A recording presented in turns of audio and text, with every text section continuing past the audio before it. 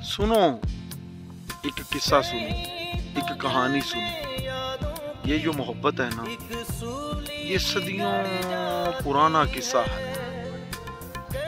इस किस्से को अश्कों से, सांसों से, आहों से, सिसकियों से, लहू से सींचने के लिए दुनिया के हर खित्ते से ताज़ादम मजनू नसीब होते रहते हैं। सुनो, इसीलिए तो ये मोहब्बत की कहानी मरती नहीं है।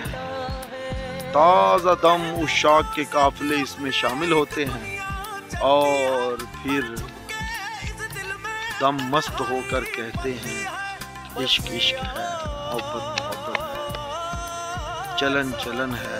ये प्यार का चलन दुनिया से खत्म हो जाए तो मेरी दानिश्त में क़यामत बर्पा हो जाए।